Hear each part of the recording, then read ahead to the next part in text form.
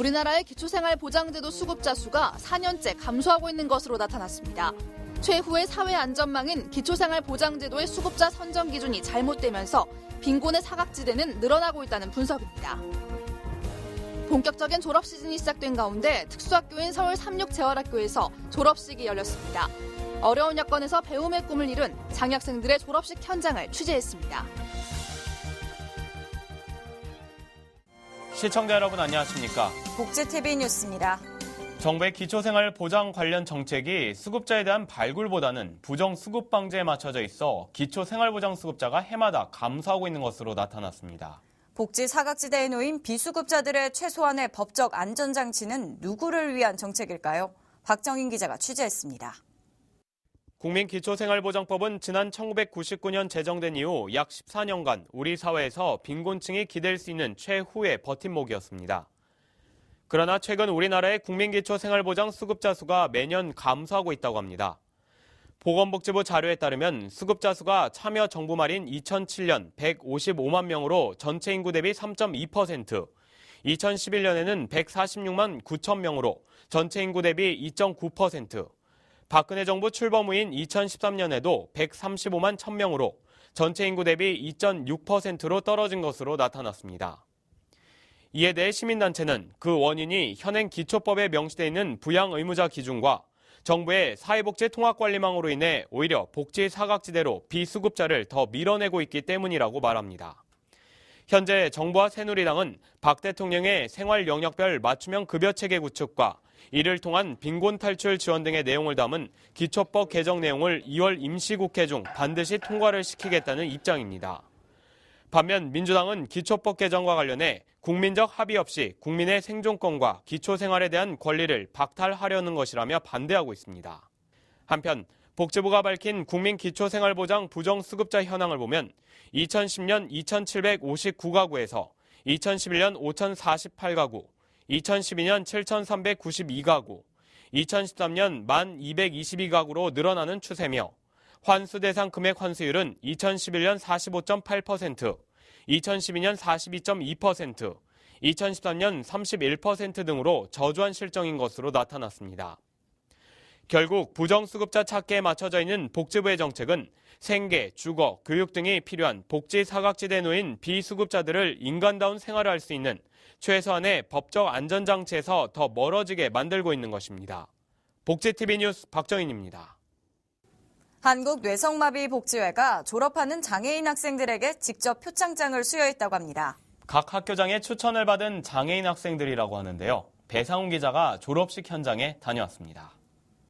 지난 14일 한국뇌성마비복지회 최경자 회장은 삼육재활학교 졸업식에 참석해 장애인 학생을 표창하고 격려하는 시간을 가졌습니다. 이날 열린 졸업식에는 학교 졸업생과 그 가족, 학교 관계자 등 200여 명의 사람들이 모였으며 삼육재활학교는 졸업생 49인에게 졸업장을 수여했습니다. 최경자 회장은 장애인이 특별한 사람이 아닌 한 인간으로서 자신이 뜻대로 생활하는 데 지장이 없는 사회 분위기가 돼야 한다고 말했습니다. 그러니까 이 졸업하는 학생들에게 좀 용기를 주고 희망을 주기 위해서 뭐 크진 않지만 조그마나마 우리가 격려의 말하고 아주 조그만 기념 선물을 준비해서 주는 게 저희는 참 기쁩니다. 이렇게. 한편 한국뇌성마비복지회는 전국의 각 학교장에게 추천받은 졸업학생 239인을 표창하고 그들을 격려했습니다. 복지TV 뉴스 배상훈입니다. 법무부가 2014년도 청와대 업무보고에서 장애인 피해자에 대한 진술 조력인 제도를 전면 시행하겠다고 보고했습니다. 법무부는 대통령 업무보고 자리에서 성범죄 피해자들 중 장애인이나 어린이 등 사회적 취약계층에 대한 수사나 재판 과정에서 의사 표현력 부족으로 불이익을 받지 않도록 진술 조력인 제도를 시행하겠다고 밝혔습니다. 또한 법무부는 국민이 정신병원 등의 수용시설에 부당하게 강제 수용되는 일이 없도록 인신보호관 제도를 도입하겠다고 보고했습니다. 지난해 초중고등학교에서는 감기, 수두, 볼거리 등의 감염병이 주로 유행한 것으로 조사됐습니다. 질병관리본부는 지난해 409개 초중고 특수학교 대상 감염병 감시 결과 환자가 가장 많은 감염병은 감기, 인플루엔자로 1000명당 39.81명이었고 이어 수두와 볼거리 등의 순이었다고 말했습니다. 특히 수두와 결막염은 초등학교, 결막염은 중학교, 유행성 이하 선염은 고등학교에서 각각 발병률이 높게 나타났습니다. 또한 계절별로는 수두, 유행성 이하 선염의 경우 봄과 가을에 크게 유행했고 결막염은 9월에 집중됐습니다.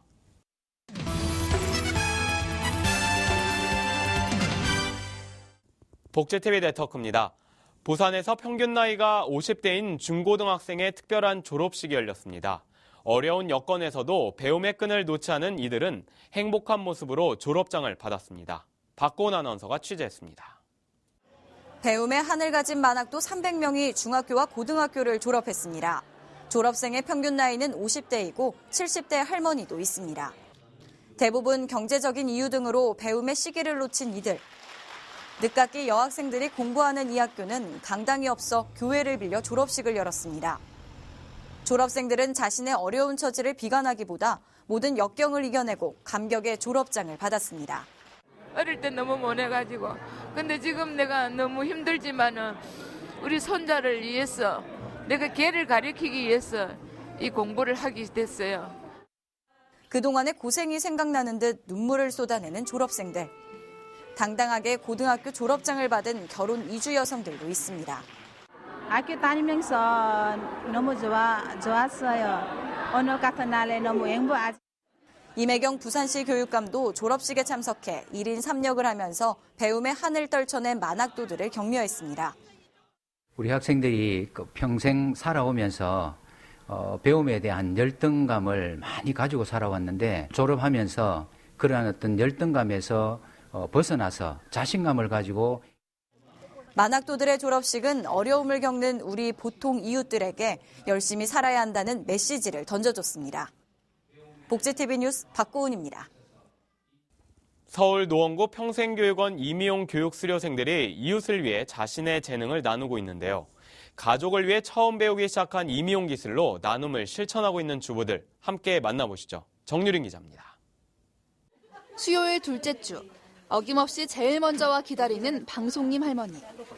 가족을 위해 처음 이 미용을 시작한 문현숙 씨는 이제는 친정 부모님을 만나듯 반가운 마음이 먼저 앞섭니다. 돈독한 모녀 사이처럼 정담이 오가며 머리 커트가 시작됩니다. 생각이 없다가 이거 배워서 또 좋은 일에 쓰니까 보람도 되고 저도 이제 나이가 들어가는데 또 노년에 할 일도 생기고 봉사도 하고 저도 즐겁고 굉장히 좋습니다. 봉사자의 이런 마음은 고스란히 할머니에게 전해집니다. 그리고 정성이 들어요. 첫째는 하나하나 머리카락을 정성 들여서 까준다고. 더 이상 내 자식도 그렇게 못하는데 누가 그렇게 해줘요. 감사하죠. 노원구 평생교육원의 생활미용 헤어 디자인 교실. 취미 삼아 미용 기술을 배우기 시작한 주부들이 이제는 재능 기부자가 됐습니다. 지난해 6월부터 매달 둘째 주 수요일 오후 2시가 되면 만 65세 이상 어르신을 대상으로 봉사활동을 벌이고 있습니다. 또 하다 보니까 보람도 느끼고 또 어르신들이 매월 찾아주시잖아요. 매월 찾아주시는데 또 혹시나 또 빠지신 분들이 계시면 혹시나 병이 나지 않으실까 이렇게 걱정도 되고. 주부들이 동아리를 만들어 재능 기부를 시작하기까지는 많은 이들의 도움이 있었습니다. 노원평생교육원에서는 봉사 장소를 제공하고 조춘희 강사는 봉사자들을 지도하며 함께 봉사를 이끌어가고 있습니다. 일단 수업이 진행되는 것들이 여기서 끝나면 안 되니까 재능 기부로 이어져야 되고 그래서 동아리를 만들어드리고 그 동아리를 만드는 거를 통해서 계속 봉사를 할 수 있도록 재능 기부를 하실 수 있도록 도와드린 거죠.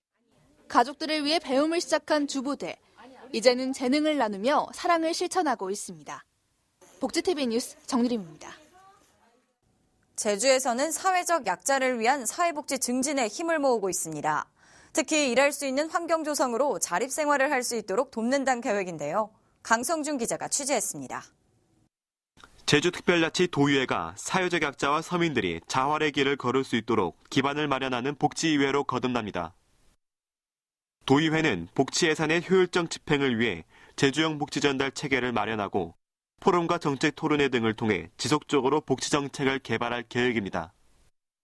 또한 사회복지 관련 업무 부서에 전문직 공무원을 전진 배치하고 공공사회 업무를 민간에 이양할 계획입니다. 장애인들의 자립생활을 지원할 수 있는 체계, 그리고 장애인들의 어떤 고용 창출, 그리고 노인 일자리에 대한 또 여러 각도에서의 일자리 창출 문제라든지 이런 것들은 앞으로 우리가 더욱더 관심을 갖고 추진해 나가야 된다고 봅니다. 도의회는 중증 장애인 등 사회적 약자층을 위한 패션 복지 개념을 도입해 맞춤 의상 지원도 해나갈 예정입니다. 또한 사회복지 관련 조사, 연구기획, 평가 등의 업무를 전담할 복지재단 설립을 계획하는 등 선진 복지의정 구현을 위해 최선을 다할 계획입니다. 복지TV 제조방송 강성준입니다.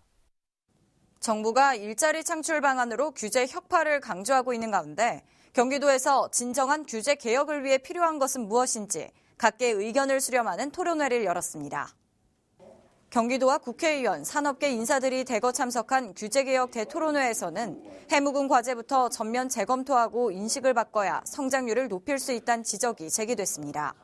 또 신규 일자리의 70% 이상이 수도권에서 생겨나고 있지만 경기도의 경우 개발 제한구역과 자연 보전권역, 공업용지 물량 규제 등 16개 규제가 기업의 성장을 방해하고 있다는 의견이 나왔습니다. 경기도는 토론을 함께 주최한 새누리당 이현재 의원과 함께 정부의 규제개혁 방안을 담은 일자리 특별법 제정안을 적극 건의한다는 방침입니다. 서울 용산구가 12개월에서 36개월 사이의 취약계층 영유아의 건강관리를 위해 A형 간염 무료 예방접종을 실시합니다.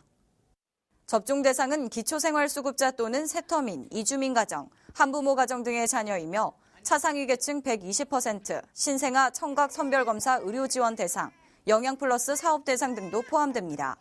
접종은 보건소 내 1층 예방접종실에서 실시할 계획이며 생후 12개월 이후 1차 접종을 받은 뒤 6개월에서 12개월이 지난 후 2차 접종을 받게 됩니다. 예방접종은 별도의 신청 없이 보건소의 주민등록등본 또는 세터민증 등 필요한 증빙 서류를 지참하면 무료로 접종받을 수 있습니다. 지난 2월 14일 정월 대보름, 여수의 가사마을에서 한 해 동안 지역의 안녕과 화, 풍년을 기원하는 행사가 열렸습니다. 예로부터 작은 설이라고 불렸던 정월 대보름을 맞아 2014 가사리와 함께하는 달빛 여행이란 주제로 열린 이날 행사에서는 마을 주민이 중심이 돼 쥐불놀이, 투호, 달집 태우기 등을 진행했습니다. 또 주민들이 직접 준비한 음식과 음료를 행사에 참여한 500여 명의 시민들과 함께 나누는 시간을 가졌습니다. 행사 관계자는 이 자리를 통해 주민들의 화합은 물론 어려운 경제가 나아져 건강하고 활기찬 새해가 됐으면 한다는 바람을 전했습니다. 지난해 태풍 하이엔으로 420만 명의 이재민이 발생한 필리핀 타클로반에 전남 지역의 국제 로타리 3610 지구가 사랑의 구호물품 보내기 운동을 진행했습니다. 이들은 2013년 11월부터 2014년 2월까지 국제 로타리 3610 지구 77개 클럽 3,200여 명이 재활용 의류와 수건, 신발 등 구호물자 5톤을 모아 이재민들에게 전달하게 됐습니다. 이날 이성현 3610 지구 총재는 모인 물품은 선적을 통해 3월 5일 출국하고 필리핀 타클로반 주민들에게 전달될 예정이라고 전했습니다.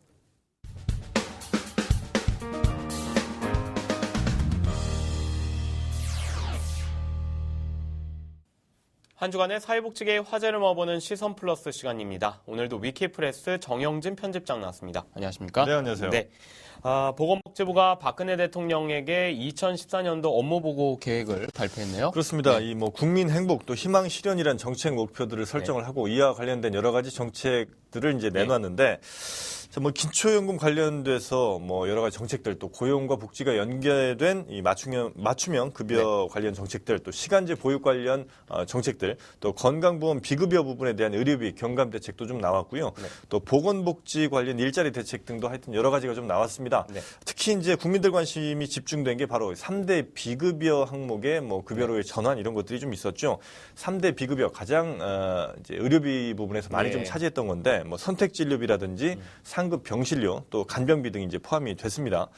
우리가 선택진료라고 하지만 실제로 대형 병원에 가면 이걸 선택할 수가 없는 경우가 상당히 좀 많았죠. 그러니까 10명의 의사 중에 8명이 이 선택진료비를 내야만 되는 이런 의사였기 때문인데 이 비율을 3명 그러니까 지금 현재 10명 중 8명이 선택 진료비를 받는 의사라면 이걸 3명까지 낮추겠다는 것이고 네. 상급병 진료 역시 지금 선택이 아닌 필수가 돼버렸습니다. 그래서 1인실 혹은 2인실을 반드시 뭐 일주일 이상 거쳐야 나머지 날들을 뭐 입원할 수 있는 이런 경우들이 대형 병원들에서 많이 일어나기 네. 때문에 일반 병실 비율도 낮춘다고 일반 병실 비율을 좀 높인다고 하고요. 또 5인실, 4인실도 일반 병실처럼 그러니까 건강보험에서 급여가 가능하게 이렇게 지원을 한다고 합니다.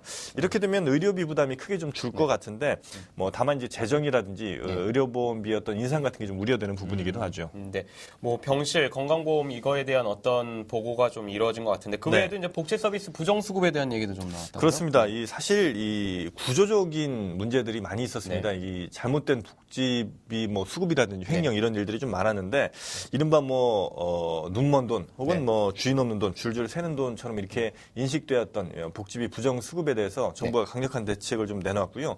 부정 수급하는 어떤 요양 시설 같은 곳은 법인 취소까지도 지금 이렇게 추진을 한다고 합니다. 제재 방안이 아주 강화된 것이고 또 어린이집 같은 경우도 부정 수급의 일이 벌어진다면 뭐 정보를 공개해서 다른 이용자들이 그곳을 이용할 수 없도록 이렇게 하는 방안들도 마련된다고 하니까 이 복지비 부정 수급, 그러니까 새 나가는 돈을 좀 막아서 이 복지 예산 같은 걸 좀 더 탄력적으로 운영하지 않을까 하는 기대를 해봅니다. 예, 뭐 2014년도 이제 복지부의 업무 보고가 있었는데 뭐 잘 이루어지기를 일단은 바랍니다. 네, 다음 소식은 이 부산 형제복지원 사건에 대해서 정부의 첫 합동 회의가 열렸네요. 그렇습니다. 이 부산 형제복지원 사건 뭐 굉장히 좀 오래된 사건으로들 알고 계시지만 여전히 그 피해자분들의 눈물이 가시지 않은 이런 부분이 좀 있는데 부산 형제복지원 사건에 대해서 정부가 각 부처들과 함께 합동 회의를 좀 열었습니다. 그래서 어떻게 하면 과연 이들에 대한 뭐 진상 규명이 좀 이루어질 수 있을지 아니면 좀 피해 보상이 이루어질 수 있을지 이걸 좀 회의를 해봤는데 아직까지 뭐 특별한 대답이 나왔다, 대책이 좀 설립됐다 이렇게 보기 좀 힘들 것 같고요.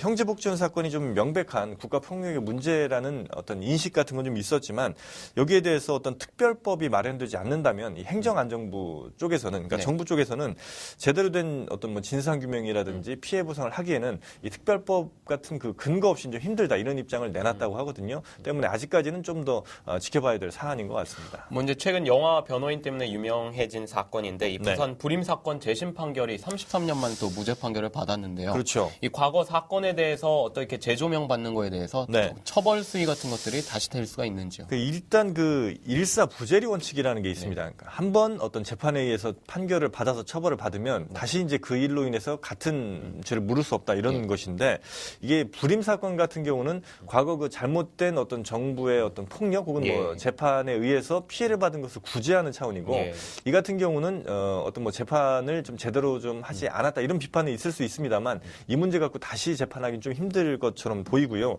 또 하나 다시 재판을 하더라도 이미 공소시효가 다들 지난 경우가 많기 때문에 여기에 대해서 또 죄를 물기가 힘든 것도 사실입니다. 다만 이제 당시 수사가 좀 부족해서 새로운 어떤 사실 드러나지 않은 사실들이 있었다면 여기에 대해서는 좀 처벌이 가능할 수도 있겠습니다만 역시 이것도 쉽지는 않은 일인 것 같고요.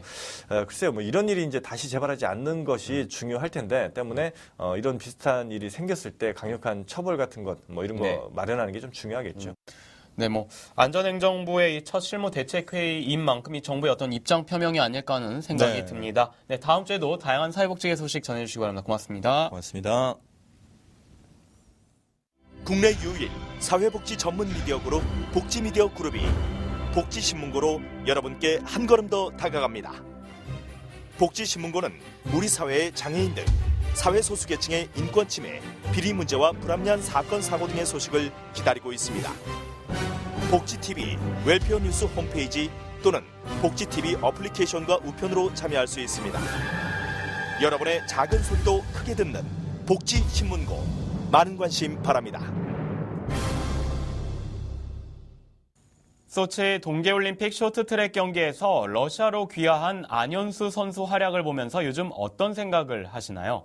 비단 스포츠뿐만 아니라 우리 사회 곳곳에 만연해 있는 파벌주의, 또 이 줄 세우기 등의 부조리를 새삼 느끼게 됩니다. 이상으로 복지TV 뉴스를 마칩니다. 시청해주셔서 고맙습니다.